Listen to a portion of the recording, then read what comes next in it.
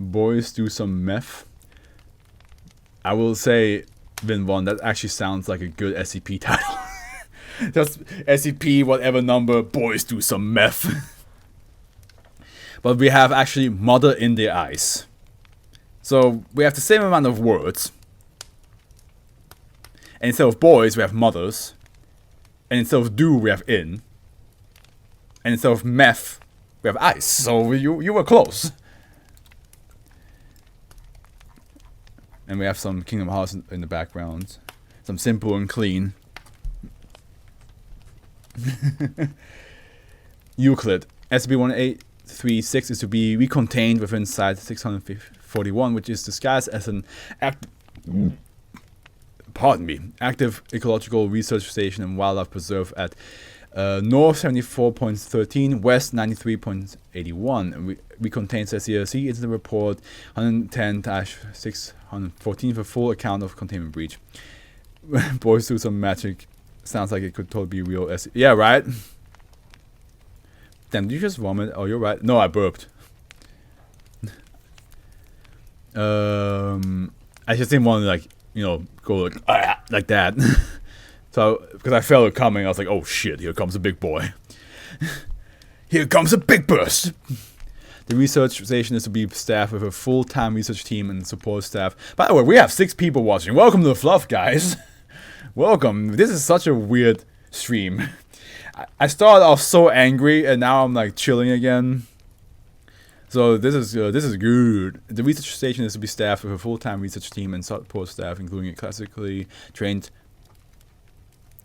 Anga cook, Shamatoi Aluit, Yuk-Pik, or Inupiat people. I feel like I just cast a spell something by accident. And a certified cosmetologist.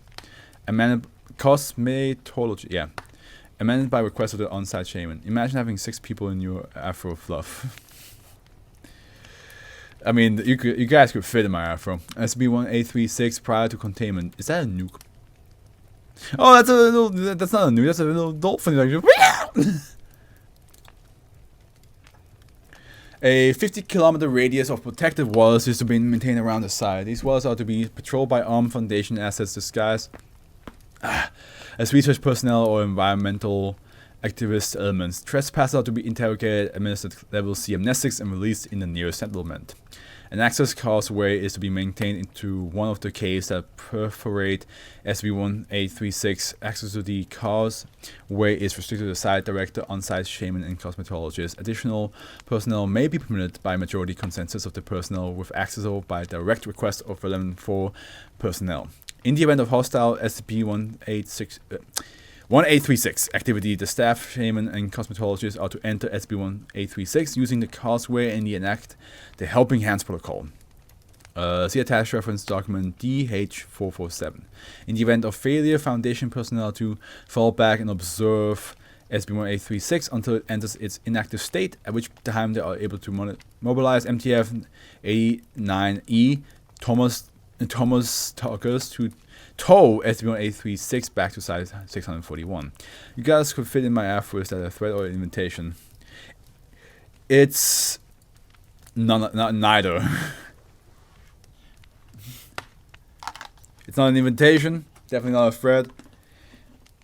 By the way, fun fact: people ask me to like if they can touch my afro, just do this because they want to like know how it feels and all that stuff.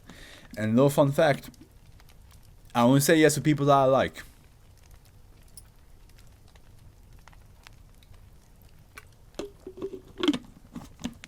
So if you ask me, hey, can I touch your afro, and I say no, then you know where you stand.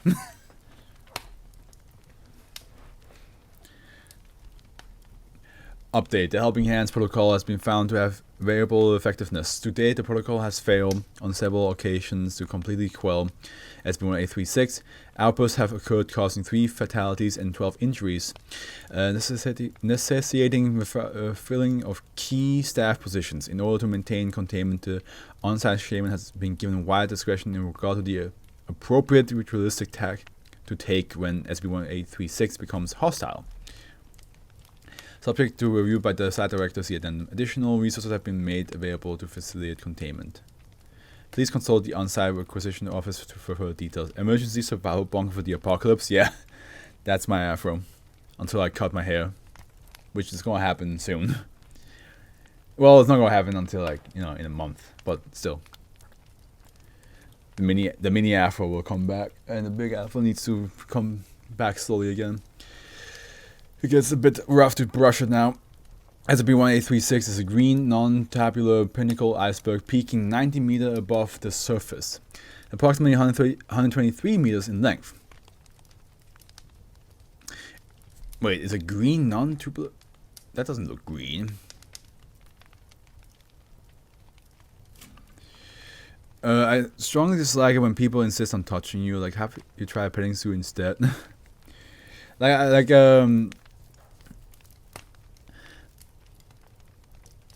I haven't, like, the only place I've been asked to be touched is my afro, right? That's a lie, but the rest is PG. It's beyond PG. So with some people, I'm just like, I get it. Like, they're curious. It's a ball of fluff. They're just like, yeah, in their hair, not like that. Unless you have similar hair, you're gonna be curious. So I get it. But then there are like people, like that guy I told Vinvon and Howard, that pervert that like tried to like get together with girls that were in relationships and all that stuff. He asked me once if he can touch my afro, and I told him no.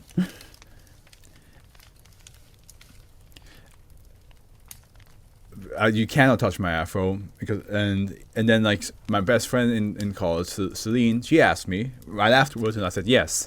So he was very confused, and I just straight up told him like I just told him like that's because I don't like you.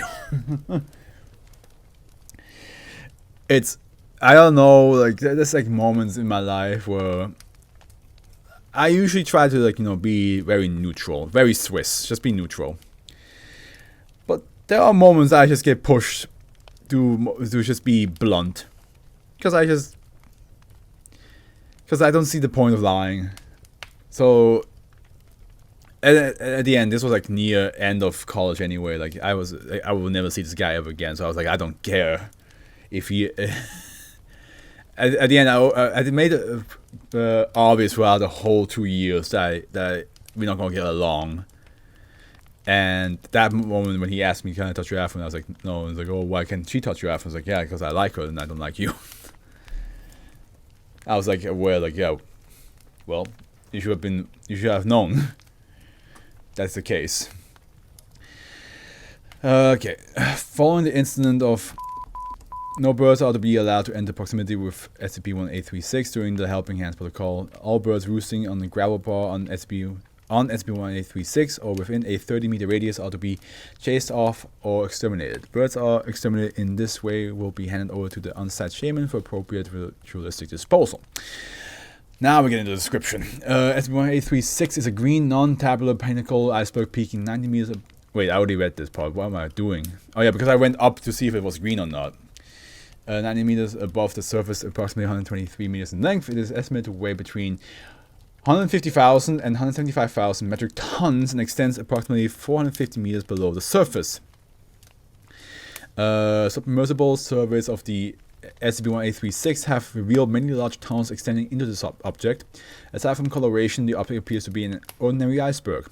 Core samples have revealed that the iceberg is composed of ordinary ice.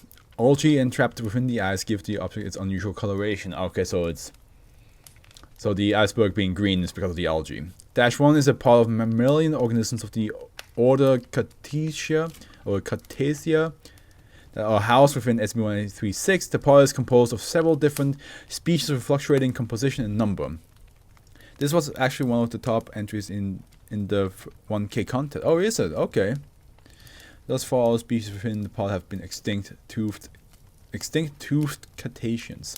The cause of these changes in the pod's composition are unknown. To date, the pod has included specimens tentatively identifying as members of the Basilosauridae, Ampulosidae, Acrophyseter, and Urinodelphinidae.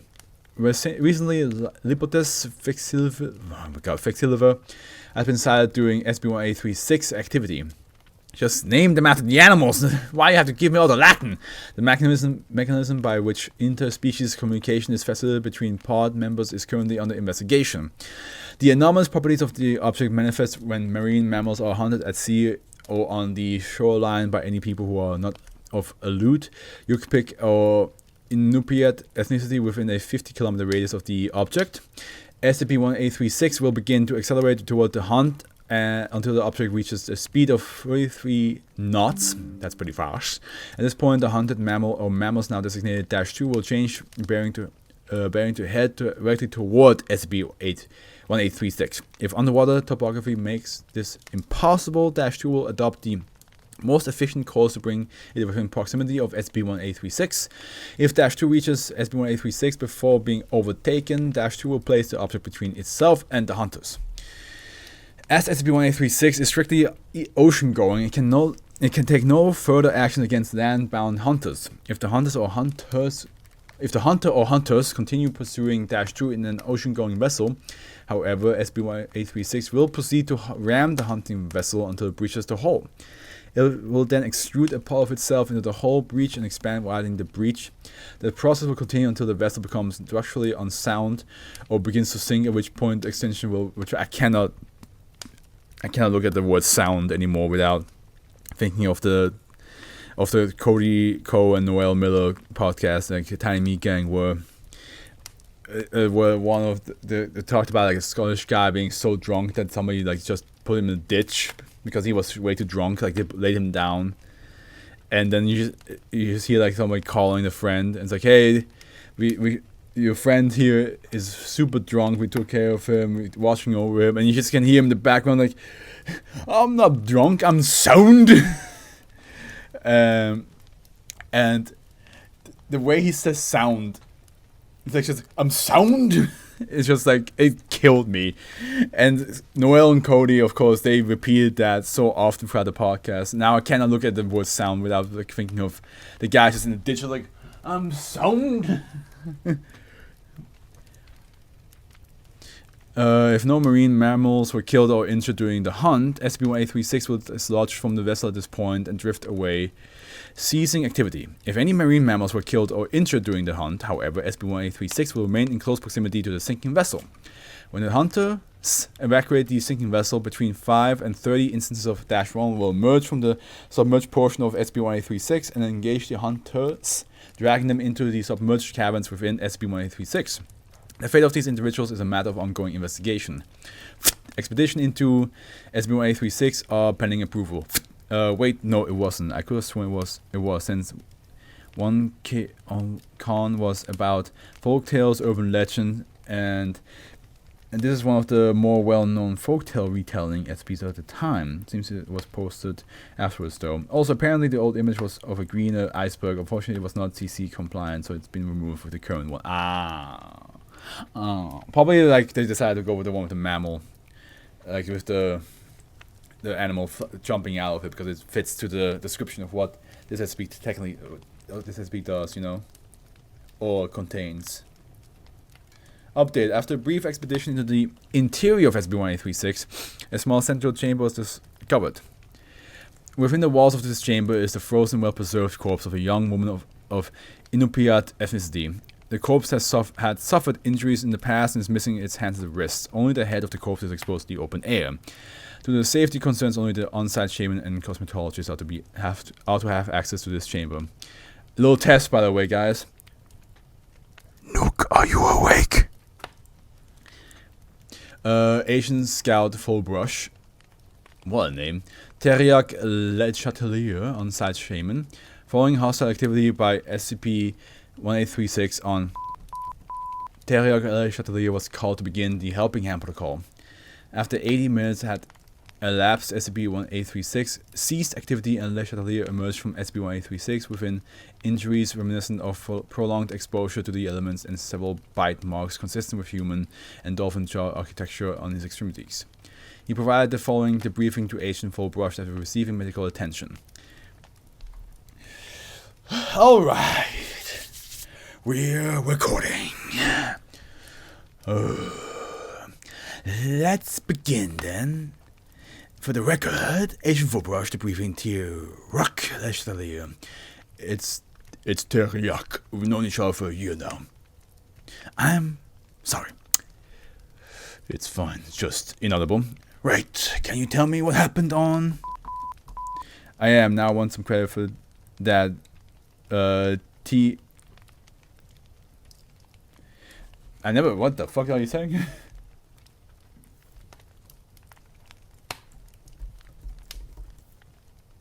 Oh, thank you very much, of course.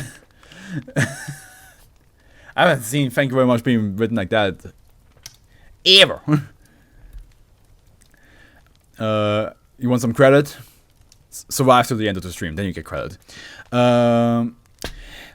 What? Yesterday afternoon? Yesterday she just got a little mad at me is all. I'm terrible with her comb, and I talked too hard and she snipped at me a bit. It's her way. Can you elaborate? Sure. Every once in a while, the ivory comb gets stuck after I burn the incense and dabbing it with sacred oil. I don't know how her hair manages to get so entangled since she's usually just sitting there. When you say stuck, like when I comb her hair, when I comb her hair inside the frozen living room of hers, sometimes it comes to a knot and it gets caught. Do you comb your own hair full brush? It works like that. If I talk too hard on my own, that's no big deal. But I talk on her hair and sometimes I get nipped because, let's face it, I don't know what to do with that much hair and she's a sensitive lady. Just for the sake of it, for a little bit, let's jam.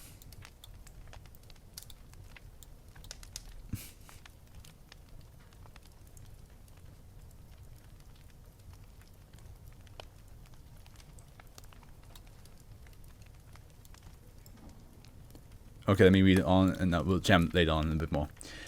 How do you normally cope with SCP-1836 when it reacts to the way you ritual? Who has followed me? God, that's a DDS idea machines. Welcome to Fluff. Thank you so much for the follow. I appreciate it. Oh, now the good part is here. Wait, hold on.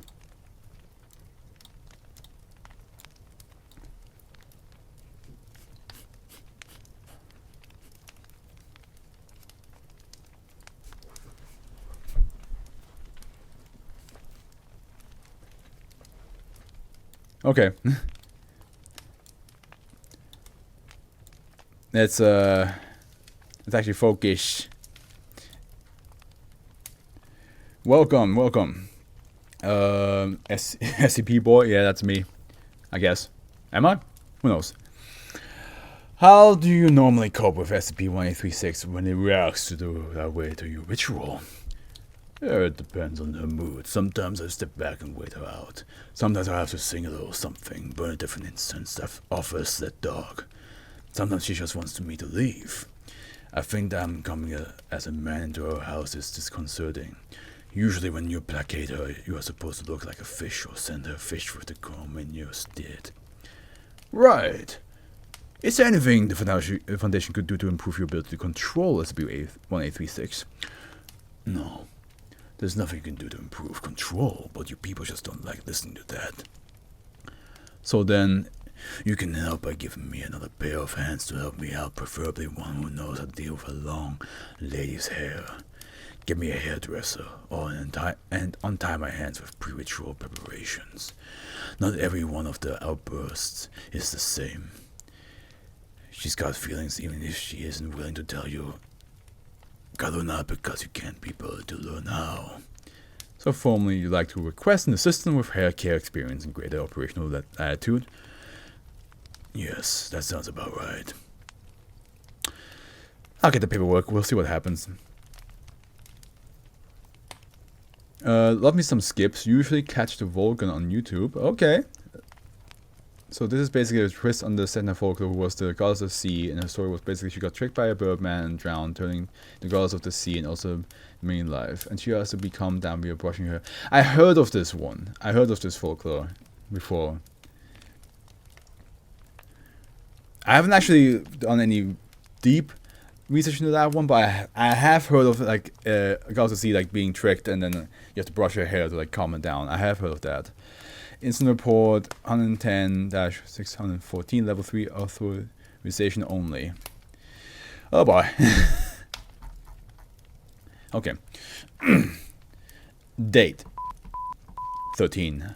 Site 641. On 13, SCP-1836 broke containment. During a routine implementation of the Helping Hands protocol, the on-site shaman, Derek Le Chatelier, was interrupted by an unknown party during his procedure. The following is a summary of the video surveillance footage taken by the observation post. So it starts at 0 seconds. SCP-1836 is immobile, resting against the gravel bar. The sea is calm, and the area fence is in place. 5 seconds later, the wall around SCP-1836 begins to turn. The layer of green ice curls into a swirling pattern. SCP-1836 has entered its active state. 2 seconds later, structural deformation appeared on the surface of SCP-1836. SCP-1836 appears to be attempting to withdraw from the gravel bar. 8 seconds later, Derek Le Chatelier arrives and begins the pre-entry preparations, accompanied by Lydia Foot, on-site cosmetologist. After 10 minutes of preparation and burning of incense, they enter SCP-1836.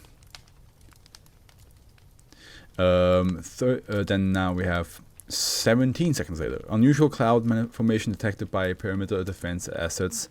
Site 641 is placed on emergency weather alert. Ambient temperature falls from 15 degrees Celsius to minus 4 degrees Celsius.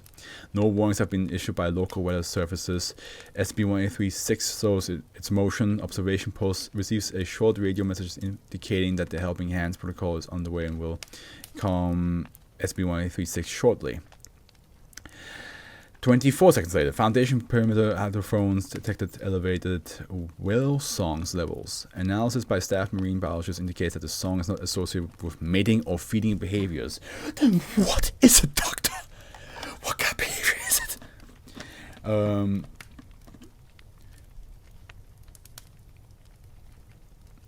I believe that's 27 seconds later.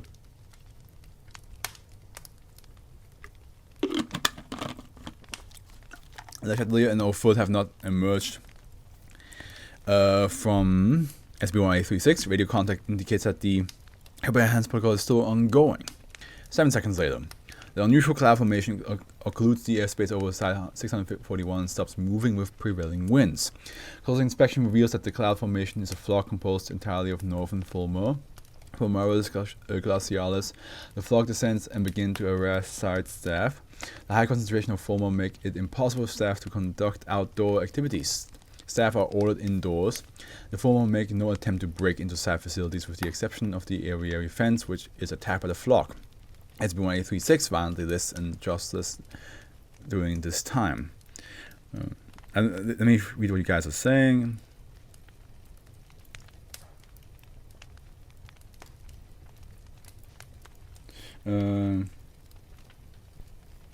Gotcha, okay. 4 seconds later, repeated attempts to contact Le Chatelier and Foot have failed. SCP-1836 display more agitation and is deforming in a manner consistent with an attack on the ship. It is postulated that SCP-1836 is attempting to breach the aviary cage and engage the fulmar. The aviary cage is under continuous assault by the flock during this time. Okay, around 40 seconds later, site security efforts to drive off the flock have failed. Security staff attempt to keep the aviary fence clear using small arms fire, signal flares, or noise deterrents. None of these are effective. The extermination of individual members of the flock is non-significant in regard to the total population.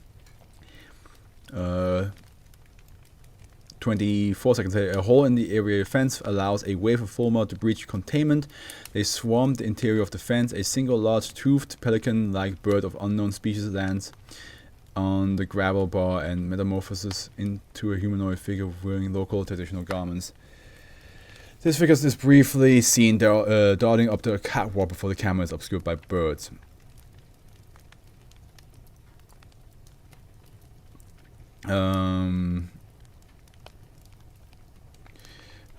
Sorry, I was reading what you guys were saying. But yeah, I'm reading every FCP, so I don't really care too much about the algorithm or making it. I'm just reading them, having fun with you guys. Yeah, of course, not every single SCP I read is on my YouTube channels. I started uploading them with 460 on a different channel than one that I upload them now, and I've been uploading every single SCP ever since, except a couple that either got missing during recording or something technical went wrong. But yeah, other than that, every SCP that I've read should be up. 3 minutes 17 seconds. Allow groaning sound consistent with glacial calving is emitted by SCP-1836. The iceberg shutters and wrenches free of the gravel bar. SCP-1836 proceeds to ram the area cage. 3 seconds later, Le Chatelier and O'Foot are violently expelled from the entrance causeway. Both are unconscious and demonstrate defensive wounds, frostbite, and bite marks. Ooh. I guess the lady of the night did not like what you were doing. The helping hand protocol did not work. Some might even say it wasn't a helping hand at all. 2 seconds later, SCP-1836 breaks through the area cage and begins to move into open water. Foundation MTF-89E is mobilized to recontain SCP-1836. And 18 seconds later, SCP-1836 enters the Barrow Strait and begins moving west. MTF-89E is in pursuit. And then a whole minute and 10 seconds later, MTF-89E is harried by flocks of vulma and by contact with hostile cetaceans. After one of MTF-89E's vessel is nearly capsized, Site Director Park issues a retreat to regroup and reassess. Forward. After SCP-1836 breached containment, Le Chatelier and O'Foot were rushed to the infirmary. Le Chatelier suffered several deep puncture wounds to his center of mass. An autopsy was revealed at Le Chatelier's chest, the inside. O'Foot suffered minor defensive wounds and small injuries consistent with exposure to sub-freezing temperatures. The following is a transcript of her debriefing. We have Full Brush again, and Lydia O'Foot. Right, let's begin. Can you please state your name and ID number for the record? Lydia O'Foot. 0894-643764-348711 1-0. Hairdresser to the gods. Funny. Can you describe to me what happened yesterday? I don't know where to start. Begin at the beginning. What happened when you and Le Chatelier went inside? Well, T had just finished the pre-ritual stuff. You know, the incense, seal, blah blah, all this talk of being clean. When we hiked on up inside and I started combing her hair like usual, then things got weirder. In what way? At first I thought it was just T being paranoid. He kept on asking me if I was doing anything differently, and I told him no, I'm brushing and trimming like I always do. I tell him that I'm not pulling any knots and that her hair is just fine. There's something else, maybe.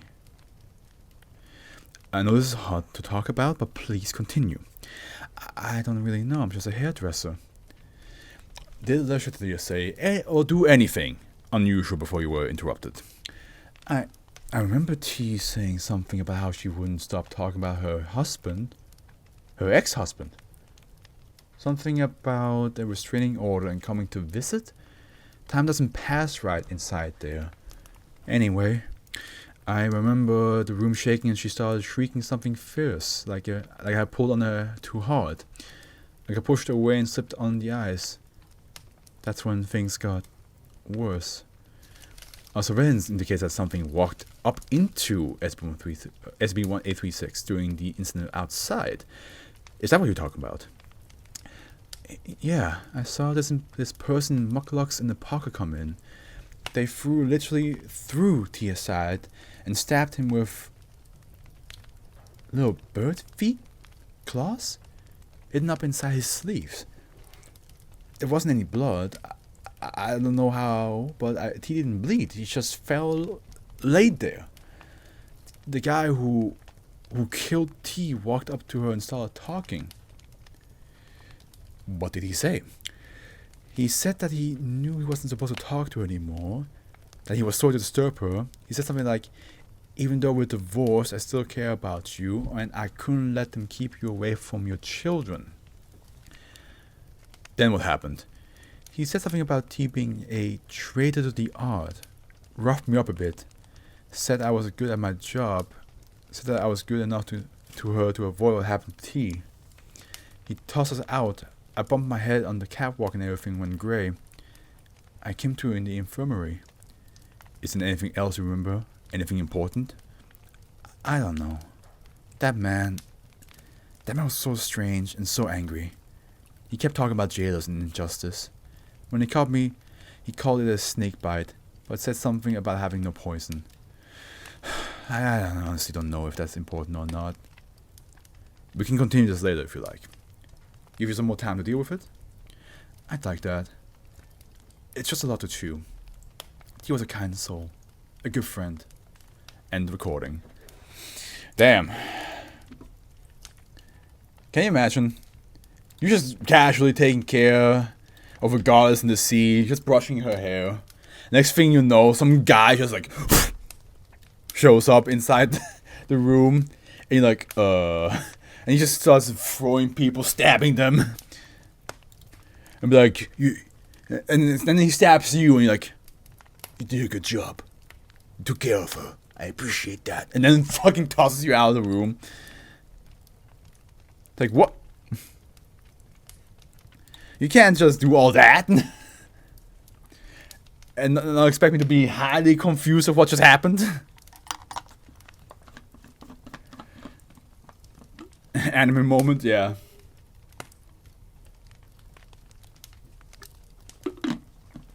Something pretty funny about Foundation just sending a guy to brush a dead corpse scalp once in a while. Hey man, listen. If One Piece has taught me anything, Brook takes care of his afro even after death. And that's how I want to die. When I die, I want my afro to be still there. Even as a skeleton, my afro is still existent. My afro will be indestructible. It would stay to the end of time till the sun explodes and destroys the earth. My afro will be there.